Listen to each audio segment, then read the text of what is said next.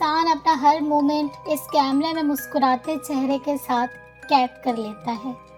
پھر جب کبھی کوئی گزرا لمحہ یاد آئے تو کیمرے سے قید کی گئی ان خوشیوں کو، ان لمحات کو دیکھ کر مسکراتا رہتا ہے۔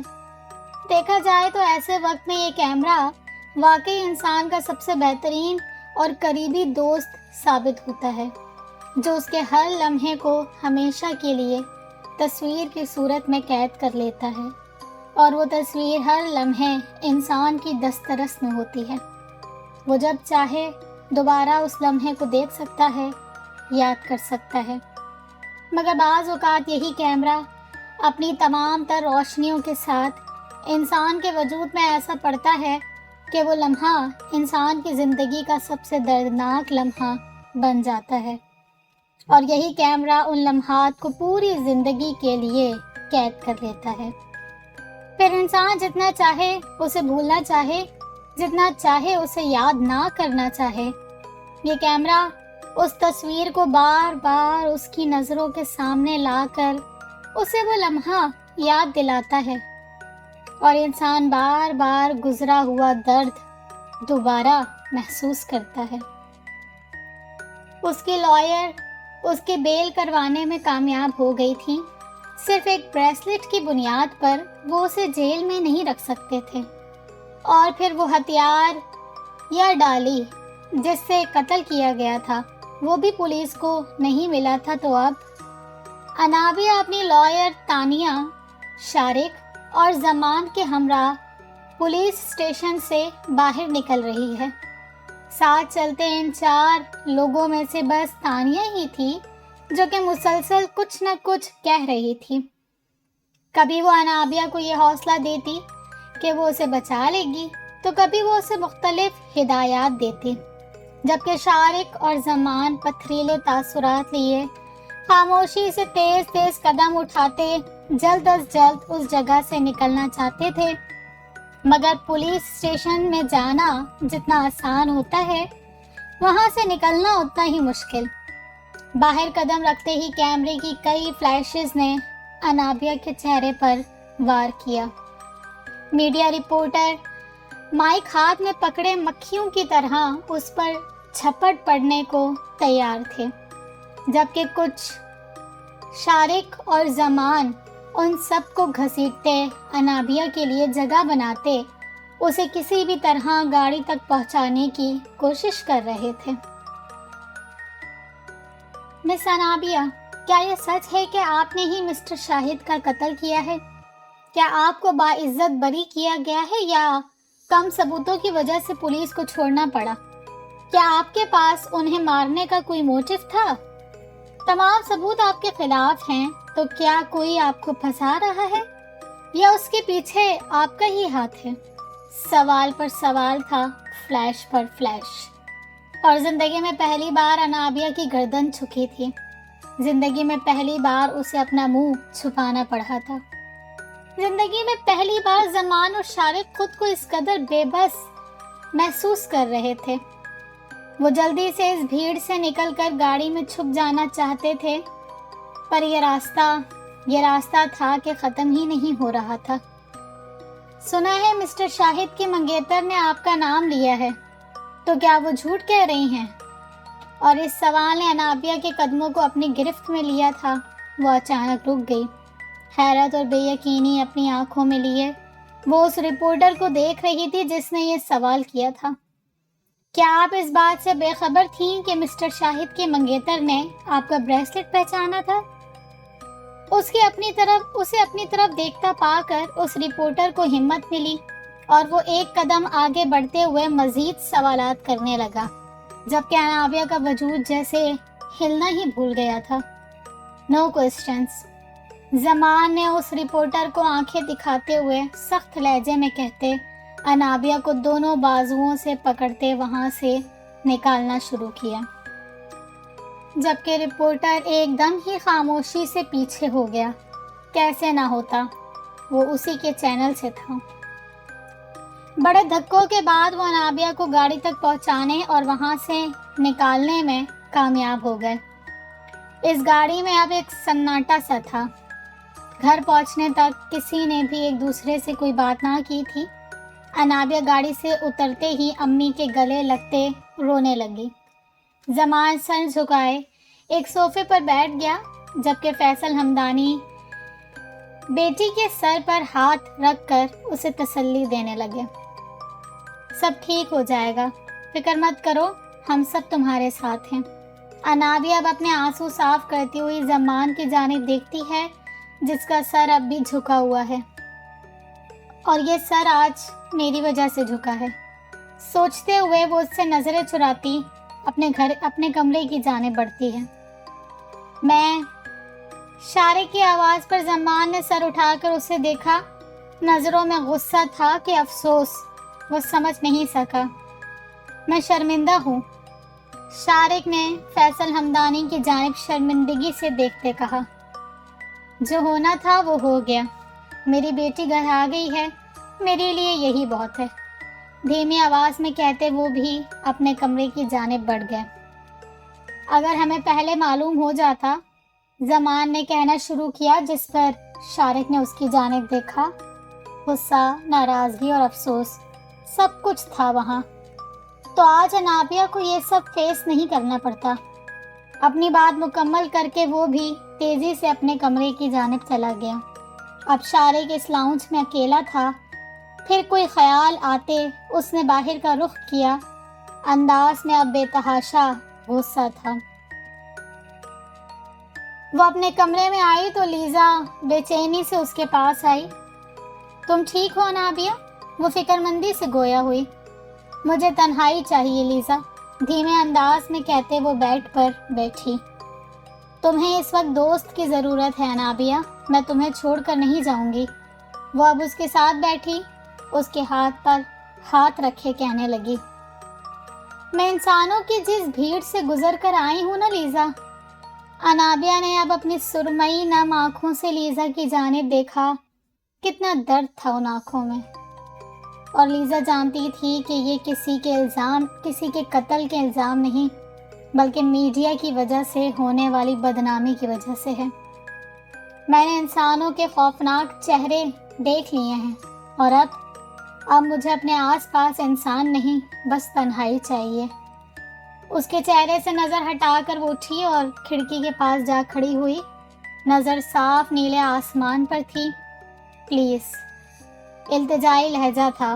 لیزا جانتی تھی کہ اس وقت واقعی اسے صرف اور صرف تنہائی ہی چاہیے، اس لیے وہ خاموشی سے وہاں سے چلی گئی۔ یہ تم نے کیا کیا ہے؟ اس کے کمرے میں آتے ہی اس نے اونچی اور غصیلی آواز میں سوال کیا، جس پر ڈریسنگ کے سامنے کھڑی نیہا نے پلٹ کر بے تاثر چہرے سے اسے دیکھا۔ کیا کیا ہے میں نے؟ وہ اچھی طرح جانتی تھی کہ وہ کیا پوچھ رہا ہے، پر پھر بھی انجان بنتے پوچھا۔ تم اچھی طرح جانتی ہو کہ میں کیا کہہ رہا ہوں۔ وہ 2 قدم مزید اس کی جانب بڑھا، آنکھیں شعلے برسا رہی تھیں، اور اس کا بس نہیں چل رہا تھا کہ نیہا کو ان شعلوں میں جلا دے۔ میں نہیں جانتی تم کیا پوچھ رہے ہو، جو پوچھنا ہے صاف صاف پوچھو۔ اس پر کسی بھی شعلے کی تپش کا کوئی اثر نہیں ہو رہا تھا۔ تم نے انابیہ کے خلاف گواہی دی اور ہمیں بتایا تک نہیں۔ میں نے گواہی نہیں دی، بس اس بریسلٹ کے اونر کا نام بتایا اور وہ انابیہ کا ہی تھا۔ وہ مکمل کانفیڈنس سے اس کے غصے کی پرواہ کیے بنا جواب دے رہی تھی، جس پر شارق کو مزید غصہ آیا۔ اس ایک نام کی وجہ سے وہ انابیہ کو گرفتار کر کے لے گئے۔ میڈیا نے پوری دنیا میں اس کا تماشا بنا دیا، اور تم اتنی پرسکون ہو، ایک ایک لفظ چبا چبا کر کہتے وہ حیرت اور غصے سے ملے جلے احساسات سے کہہ رہا تھا۔ اگر وہ قاتل ہے تو ہاں، میں پرسکون ہی نہیں بہت خوش بھی ہوں، اور میں اب نیہا اس کی آنکھوں میں دیکھتی ایک قدم آگے بڑھی، میں اسے سزا دلوا کر ہی سکون کا سانس لوں گی۔ اور نیہا کا انداز اسے مزید حیران کر گیا۔ صرف ایک بریسلٹ کی وجہ سے تم نے اسے قاتل مان لیا نیہا؟ وہ انابیہ ہے، انابیہ کبھی کسی کا قتل نہیں کر سکتی۔ میں اسے قاتل نہیں مانتی، پر وہ شک کے دائرے میں آتی ہے، اور اس کا اس دائرے میں آنا ہی میرے دل میں اس کے لیے نفرت پیدا کرنے کے لیے کافی ہے۔ اس کی بات پر شارق کی آنکھیں حیرت سے پھیلیں۔ یہ تمہیں کیا ہو گیا ہے نیہا؟ کسی کو صرف شک کی بنیاد پر تکلیف پہنچانا یا بدنام کرنا کہاں کا انصاف ہے؟ اس کا بس نہیں چل رہا تھا کہ وہ نیہا کو جھنجھوڑ ڈالے۔ وہ کس طرح کی باتیں کر رہی تھی۔ انصاف نہیں پر انصاف تک پہنچائے گا ضرور۔ میری محبت کا قتل ہوا ہے شارق، اور میں اب نیہا کا انداز چیلنجنگ تھا۔ میں اسے انصاف دلانے کے لیے کئی ناانصافیاں کر سکتی ہوں۔ اپنی بات مکمل کر کے رخ دوبارہ ڈریسنگ ٹیبل کی جانب کر گئی، جبکہ شارق اسے حیرت اور غصے سے کچھ پل دیکھنے کے بعد پلٹا۔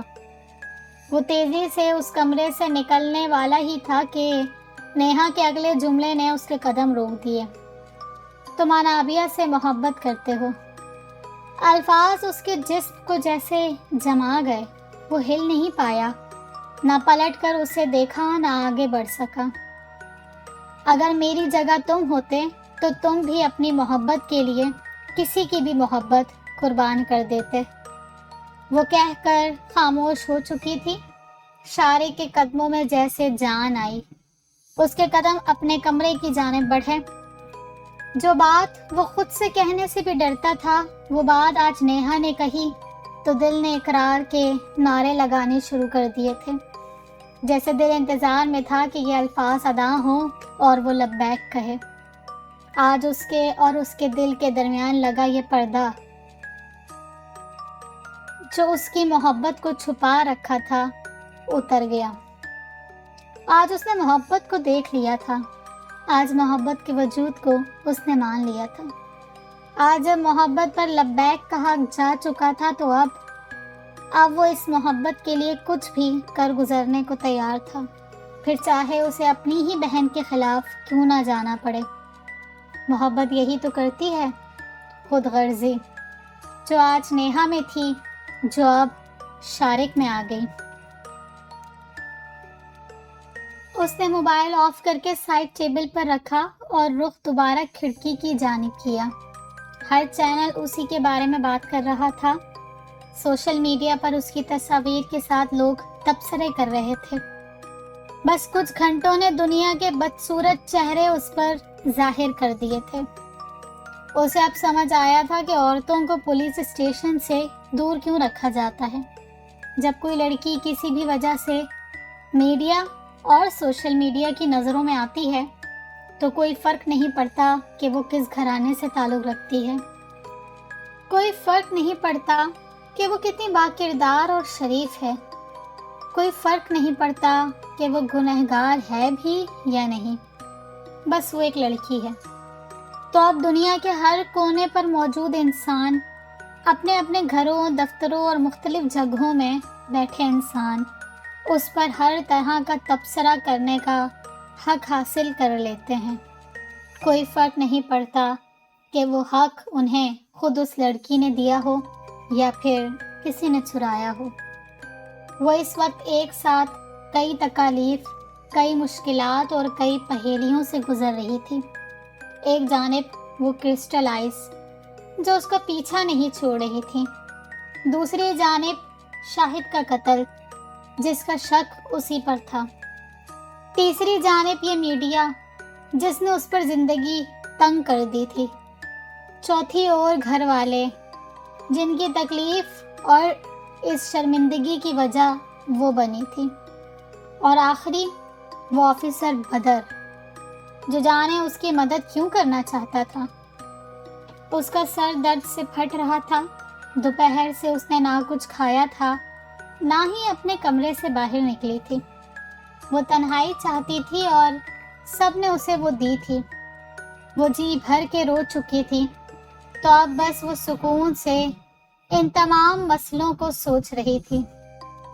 ایک گہری سانس لیتی وہ پلٹی اور بیڈ پر آ کر بیٹھی، جس کی سائڈ ٹیبل پر ملازمہ چائے کا کپ رکھ کر گئی تھی۔ اس نے چائے کا کپ اٹھا کر چائے پینا شروع کی۔ کپ خالی کرنے کے بعد اس نے سر درد کی گولی لی اور لیٹ گئی۔ اس وقت وہ اپنے دماغ کو اس درد اور سوچوں سے آزاد کر کے سلا دینا چاہتی تھی، کیونکہ وہ جانتی تھی کہ آرام سے ہی وہ کچھ بہتر سوچ سکتی ہے، شاید کوئی راستہ نکال سکتی ہے۔ رات کا اندھیرا چاروں اور پھیل چکا تھا۔ لان کے ایک درخت کے ساتھ کوئی شخص کھڑا تھا۔ وہ آہستہ آہستہ اس کی جانب قدم بڑھا رہی ہے۔ کون ہے؟ اس نے سوال کیا، مگر وہ پلٹا نہیں۔ ایسے ہی درخت کی جانب رخ کیے وہ کھڑا رہا۔ اس کی نظر اب اس کے ہاتھوں پر پڑی، جس کی انگلیوں سے خون قطرہ قطرہ کر کے گر رہا تھا۔ خون؟ آپ کو چوٹ لگی ہے؟ وہ فکر مندی سے کہتی جلدی سے آگے بڑھی، مگر وہ وجود میں کوئی حرکت نہیں ہوئی۔ وہ اب بھی منہ پھیرے کھڑا تھا۔ اسے اب خوف کا احساس ہونے لگا، مگر وہ شخص زخمی تھا، شاید اسے مدد کی ضرورت تھی۔ بس اسی سوچ کو ذہن میں رکھتے اس نے اپنا ہاتھ اٹھایا اور آہستگی سے اس کے کاندھے پر رکھا۔ اب اس وجود میں کچھ حرکت ہوئی۔ وہ آہستگی سے پلٹا۔ معمول سے زیادہ پھیلی ہوئی آنکھیں، نیلے ہونٹ، گردن میں کسی گول سوراخ سے نکلتا ہوا خون۔ ایک چیخ کے ساتھ وہ اس سے 2 قدم دور ہوئی، مگر اس بار وہ اس کی جانب بڑھ رہا تھا۔ اپنے ہاتھ میں ایک بریسلٹ پکڑے وہ لڑکھڑاتے قدموں سے خون سے بھیگتا اس کی جانب ہاتھ بڑھاتا ہے۔ وہ اس سے بچنے کے لیے دوڑتی ہے، تیزی سے، جبکہ شاہد اتنی ہی تیزی سے اس کے پیچھے آ رہا ہے۔ اچانک ایک دیوار سامنے آتی ہے اور اس کے قدم رک جاتے ہیں۔ وہ پلٹتی ہے۔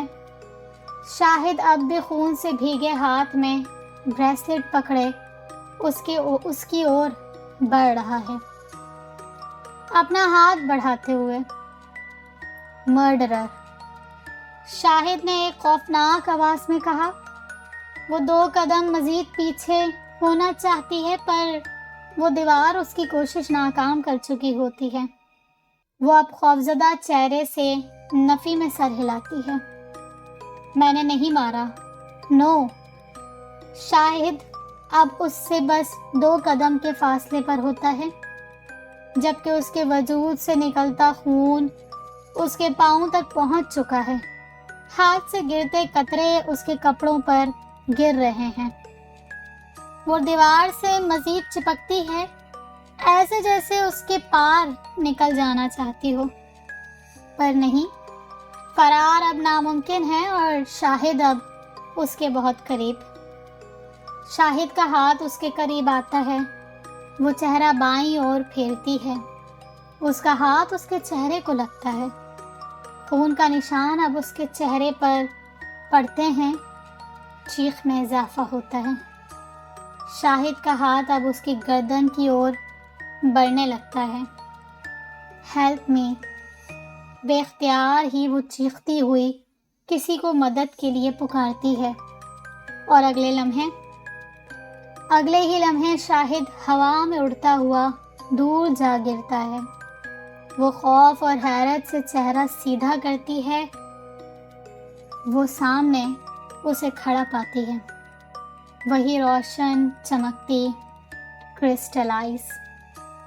وہ اب اس کے قریب کھڑا ہوتا ہے، بے حد قریب، پر اب وہ اپنا چہرہ پھیرتی نہیں ہے۔ وہ بس اسے اپنے قریب ہوتا دیکھ رہی ہے۔ کچھ دیر پہلے والا خوف جیسے اب اس کے وجود سے جا چکا ہوتا ہے۔ ان کرسٹل آئز سے اب اسے کوئی خوف محسوس نہیں ہو رہا تھا۔ وہ اپنا چہرہ اس کے چہرے کے قریب کرتا ہے۔ وہ اب بھی بس اس کی آنکھیں دیکھ رہی ہے۔ اس کا چہرہ اب مزید قریب ہوتا اس کے کان کے پاس آتا ہے۔ وہ اب بھی اس کے وجود سے نکلتی اس ٹھنڈک کو محسوس کر رہی ہے، اور پھر اس کی آواز اس کے کانوں میں پڑتی ہے، ٹھنڈی آواز، آئی ول، میں کروں گا۔ اور اسی کے ساتھ ٹھنڈ کے احساس سے اس کی آنکھیں کھلتی ہیں، نظر سیدھا چھت پر جاتی ہے جو اندھیرے میں ڈوبا ہے۔ وہ چہرہ موڑ کر بائیں جانب دیکھتی ہے، کمرے کی کھڑکی کھلی ہوئی ہے، اس سے ہوا اندر آ رہی ہے۔ وہ لیمپ آن کرتی سیدھی ہوتی ہے، بیڈ سے اتر کر کھڑکی کی جانب آتی ہے۔ باہر آسمان پر چاند روشن ہے، چاند کی چاندنی چاروں اور پھیلی ہے۔ اسے اس روشنی میں وہ منظر نظر آتا ہے، چاندنی میں ڈوبی وہ کرسٹل آئس۔ وہ اسے اچانک یہ احساس ہوتا ہے کہ وہ تو کھڑکی بند کر کے سوئی تھی، پھر کھلی کیسے؟ جو کچھ ہو چکا ہے اس کے بعد کھڑکی کا کھلنا کیا واقعی حیران کن ہے؟ خود سے کہتی وہ اب کھڑکی بند کر کے دوبارہ بیڈ پر آتی ہے۔ نظر پورے کمرے میں دوڑاتے ہوئے وہ کچھ سوچتے ہوئے کھڑی ہوئی، پھر چلتی ہوئی آئینے کے سامنے آئی۔ میں جانتی ہوں کہ یہ سب ایلوژن نہیں ہے، مگر میرے شک کو یقین میں بدلنے کے لیے تمہیں میرے سامنے آنا ہوگا، مجھ سے بات کرنی ہوگی۔ اور وہ رکی، کچھ سوچا اور دوبارہ کہنا شروع کیا، کیا شاہد کو تم نے مارا ہے؟ وہ شک جو کئی دنوں سے اس کے دل میں تھا، اس نے کہہ دیا تھا۔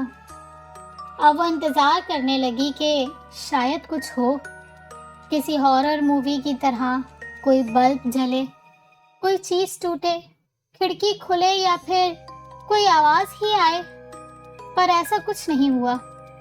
ہر جانب خاموشی ہی خاموشی تھی۔ اس نے پلٹ کر ایک بار چاروں اور دیکھا، کوئی تبدیلی نہیں ہوئی تھی۔ میں شاید پاگل ہو رہی ہوں، اپنا سر جھٹکتے اس نے خود کلامی کی اور بیڈ کی جانب بڑھی۔ ابھی دوبارہ لیٹنے ہی لگی تھی کہ اس کے موبائل پر میسج ٹیون بجی۔ اس نے گھڑی دیکھی، رات کا 1 بج رہا تھا۔ موبائل اٹھا کر اس نے دیکھا تو ایک ان نون نمبر سے میسج تھا۔ میں ثنابیہ، امید ہے کہ آپ میری مدد قبول کریں گی اور کل شام 6 بجے مجھ سے یہاں ملنے آئیں گی۔ مجھے آپ سے بہت ضروری بات کرنی ہے، بدر اقبال۔ میسج کے اختتام پر نام پڑھتے ہی اس کی آنکھیں حیرت سے پھیلیں۔ اس کے پاس میرا نمبر کیسے آیا؟ اس نے سوچا، اور اگلے ہی لمحے ایک اور میسج آیا۔ ایک انویسٹیگیٹر آفیسر کے پاس کسی کا بھی نمبر ہو سکتا ہے، کہہ تو ٹھیک ہی رہا ہے۔ خود کلامی کرتے ہوئے اس نے موبائل سائڈ ٹیبل پر رکھا، ایک نظر پھر کمرے کے چاروں اور ڈالی، کہیں کچھ نہیں ہوا تھا تو یعنی وہ اس کا ایلوژن ہی ہے۔ تم شاید حقیقت نہیں ہو، کہتے ہوئے اس نے موبائل کی جانب دیکھا، مگر یہ شخص ہے، فیصلہ کن انداز میں کہتے ہوئے وہ دوبارہ لیٹ گئی۔ دل کو ایک امید ملی تھی، امید جو ٹوٹ بھی سکتی تھی اور نئی روشنی بھی دے سکتی تھی۔ یہ دن ہر شخص کے لیے بہت مختلف دن تھا، اور مختلف صرف دن نہیں بلکہ ہر کردار تھا۔ وہ سب ناشتے کی میز پر موجود تھے۔ فیصل ہمدانی اپنے دونوں بچوں پر ایک نظر ڈالتے ناشتہ کرنے میں مصروف ہو گئے، ایسے جیسے سب نارمل ہو۔ شاکرہ ہمدانی بھی دونوں کو ناشتے کی ٹیبل پر دیکھ کر مطمئن تھی، ایسے جیسے اور کچھ اہم ہی نہ ہو۔ انابیہ اب کل کے مقابلے میں بہتر اور کانفیڈنٹ لگ رہی تھی، ایسے جیسے یہ نیا دن نئے سفر کا آغاز ہو۔ زمان جانے کے لیے تیار ناشتہ کر رہا تھا، ایسے جیسے اس کا کام اب اس کے لیے بہت اہم ہو۔ اس خاموشی میں وہ سب संजीदे चेहरों के साथ नाश्ते में मसरूफ थे जब एक आवाज़ आई, क्या मैं यहाँ नाश्ता कर सकता हूँ? उनकी नज़रें उस शख्स पर पड़ी जो ब्लैक सूट में मुकम्मल तैयार पुरकशिश काली आंखों से मैं सवाल लिए उनके हैरान चेहरों को देख रहा था। ज़रूर, जवाब शाकिरा की जानिब से आया और वो होठों पर मुस्कुराहट लिए ज़मान के साथ वाली खाली कुर्सी की जानिब बढ़ा। फिर कुर्सी के पास पहुंचकर रुका। नज़र ज़मान पर थी, जैसे उसकी इजाज़त चाहता हो। अब इतना फॉर्मल होने की ज़रूरत नहीं है, बैठो, ज़मान ने नॉर्मल अंदाज में कहा, जिस पर उसने सुकून का सांस लिया और बैठ गया। वहाँ बैठते ही नज़र सीधा सामने बैठी उस हस्ती पर गई जिसने बस एक दिन में शारिक हमदानी को बदल दिया। वो अपनी खूबसूरत सुरमई आंखों से उसकी जानिब देखकर धीमा सा मुस्कुराई और शारिक को एहसास हुआ कि दिल पर पड़े पर्दे ने कभी एहसास ही नहीं होने दिया कि उसकी मुस्कुराहट कितनी पुरकशिश है। वो जवाबन मुस्कुराया और नाश्ते की तरफ मुतवज्जो हुआ। बहुत खामोशी से अपनी बहन के खिलाफ और अपनी मोहब्बत के साथ आ खड़ा हुआ था। कंपनी में एक आईटी मैनेजर की ज़रूरत है, नाश्ता ख़त्म करके उसने उठते हुए कहा, जबकि सबने उसकी जानिब नासमझी से देखा। और कंपनी का बॉस एक ना तजुर्बेकार शख्स को रखने को तैयार है। वो जैसे एक ऐलान करता वहाँ से निकल गया, जबकि सब उसकी बात का मतलब समझते हुए अनाबिया की जानिब देखने लगे। मेरा ख्याल है कि ज़िंदगी में कितनी ही मुश्किलात क्यों ना हो, इंसान को अपने कदम नहीं रोकने चाहिए, ज़मान ने कहा और वहाँ से चला गया। अब अनाबिया ने अपने वालिदैन की जानिब देखा, मुस्कुराई, और मेरा ख्याल है कि मुझे अब काम पर लग जाना चाहिए। अनाबिया की बात पर दोनों ही के चेहरों पर मुस्कुराहट बिखरी। तूफान कितने ही आ जाएं, इंसान रुकने के लिए नहीं बल्कि सिर्फ आगे बढ़ने के लिए बना है। ये शाम 6:30 का वक्त है जब एक सफ़ेद टोयोटा एक ऊंची इमारत के पार्किंग में आकर रुकती है। गाड़ी पार्क करने के बाद दरवाज़ा खुलता है और सफ़ेद कुर्ते पजामे में मलबूस, आंखों में ब्लैक ग्लासेस लगाए, हल्के ब्राउन खुले बालों के साथ वो बाहर निकलती है और अंदर की जानिब बढ़ती है। एक अनजान शख्स से इस तरह मिलने आने का ये इसका पहला कदम था। जानती थी कि उसूलन उसे एक पब्लिक प्लेस में उससे मिलना चाहिए, मगर इस वक्त चारों ओर उसकी धूम मची थी। वो लोगों के बीच नहीं जाना चाहती थी और फिर बदर ने भी उसे यहीं का एड्रेस दिया था। मुनासिब और नामुनासिब के सवाल छोड़कर वो बस अपनी इस एक उम्मीद के पास आई थी जो शायद उसे इन सब से निकाल सकती थी। लिफ्ट का दरवाज़ा खुलने पर सोचों की डोर टूटी और बाहर निकलते हुए वो बाईं जानिब मुड़ी। कुछ दरवाज़ों के बाद वो एक दरवाजे के सामने रुकी, एक गहरी सांस ली और दरवाज़ा नॉक किया, जो कि अगले ही लम्हे खुला और वो शख्स चेहरे पर मुकम्मल संजीदगी लिए इसके सामने नमूदार हुआ। आप आधा घंटा लेट हैं। उसे अंदर आने का रास्ता देते उसने कहा, ओह, एग्ज़ाम्स शुरू हो गया क्या? मुझे आधा घंटा एक्स्ट्रा दे दीजिएगा प्लीज़। एक अंदाज से कहती वो अंदर आई और लाउंज के बीच खड़े होते उसे संजीदगी से कहती देखने लगी, जबकि उसके जवाब पर पहले बदर हैरान और फिर मुस्कुराया। इम्प्रेसिव, ज़रूर मिलेगा, आधा क्या 1 घंटा भी मिल जाएगा। एक सोफे की जानिब इशारा करते कहा, फिर ओपन किचन के काउंटर से 2 कॉफ़ी के कप उठाए, एक उसकी जानिब बढ़ाया जिसे अनाबिया ने थाम लिया और दूसरा कप लिए सामने बैठा। तो बताइए, ایسا کیا ہے جو آپ کسی کو بتا نہیں سکتی؟ وہ اپنے مخصوص پروفیشنل انداز میں گویا ہوا۔ آپ بتائیے، ایسا کیوں ہے کہ آپ مجھ پر یقین کرتے ہیں؟ سوال کے جواب میں اسی انداز سے سوال ہوا۔ بتاؤں گا، آپ آغاز کریں۔ بدر نے گہری نیلی آنکھوں سے اسے دیکھتے ہوئے کافی کا ایک گھونٹ بھرا۔ انابیہ کو کچھ حیرت ہوئی، کوئی اتنی گرم کافی کیسے پی سکتا ہے؟ میں اختتام کروں گا، بدر نے جس انداز میں کہا، انابیہ اس پر یقین کرتے ہوئے اسے سب بتانے کا فیصلہ کر چکی تھی۔ اپنے اندر ہر بات کا بوجھ رکھنا ویسے بھی بہت مشکل تھا۔ وہ کسی کو بتا نہیں سکتی تھی کہ کوئی اس پر یقین نہیں کرے گا، جیسے لیزا نے نہیں کیا تھا، اور وہ اپنے اندر سب رکھنا بھی نہیں چاہتی تھی کہ اسے کسی کی ضرورت محسوس ہو رہی تھی، اور شاید وہ ضرورت یہ شخص پوری کر دے۔ اگر اس نے تمہاری بات پر یقین کر لیا تو۔ اندر سے آتی آواز پر اس نے ایک گہری سانس لی اور کہنا شروع کیا، اس سڑک پر گزری رات سے لے کر کل رات کے خواب تک، وہ کافی سے اڑتی بھاپ کو دیکھتی سب کہتی گئی، وہ خاموشی سے اسے سنتا گیا۔ اور پھر کل رات میں نے فیصلہ کیا کہ رونے سے کچھ نہیں ہوگا، مجھے واقعی کسی کی مدد لینی ہوگی۔ اپنی بات ختم کر کے اس نے سر اٹھا کر اسے دیکھا۔ امید تھی کہ شاید وہ اب ہنسے گا، اس کا مذاق بنائے گا، مگر ایسا کچھ نہیں ہوا۔ وہ اسی سنجیدگی سے اسے دیکھتا رہا، پھر اپنا خالی کپ میز پر رکھتے کھڑا ہوا۔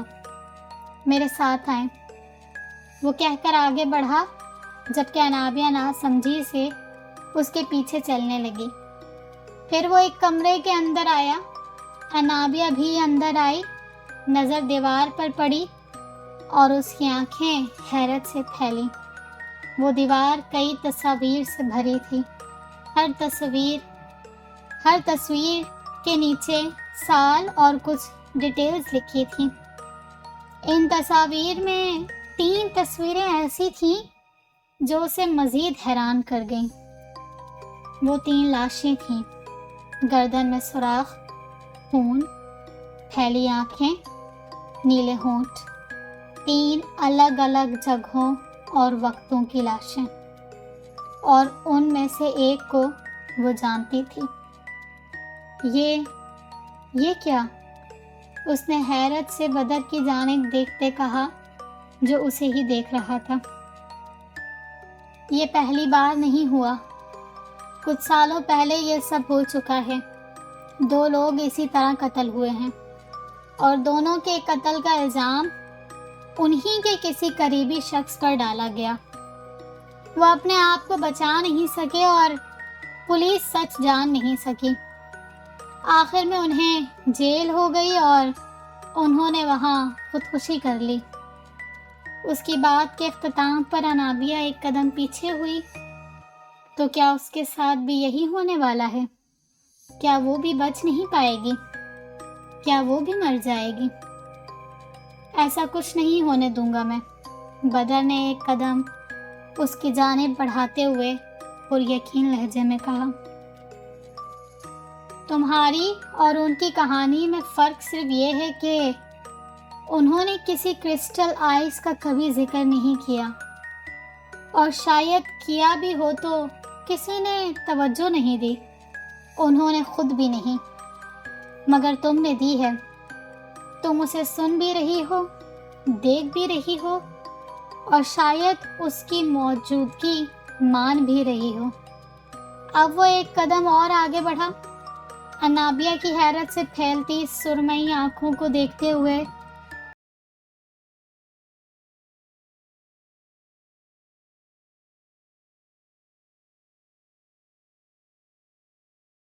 میں دیکھا، مجھے تمہاری ہر بات پر یقین ہے، اور میرے ہوتے ہوئے تمہیں کچھ نہیں ہوگا۔ اس کی آنکھوں میں دیکھتے اس نے مضبوط لہجے میں کہا۔ یہ اس کے لہجے کی مضبوطی تھی یا اس کا انابیت پر یقین کہ ایک دھیمی مسکراہٹ کے ساتھ اس نے سر ہلایا۔ ایک اطمینان اس کے اندر اترا تھا کہ کوئی ہے جو اس کے ساتھ ہے، کوئی ہے جو اس راز میں اس کا شریک ہے، کوئی ہے جسے اب وہ ہر بات بتا سکتی ہے کیونکہ وہ اس پر یقین کرتا ہے۔ اور اسی اطمینان میں وہ اس کے ہاتھ سے اپنا ہاتھ نکالنا شاید بھول گئی تھی، یا شاید وہ نکالنا ہی نہیں چاہتی تھی۔ ایپیسوڈ 4 یہاں پر اپنے اختتام کو پہنچتا ہے۔ نیو ایپیسوڈ جلد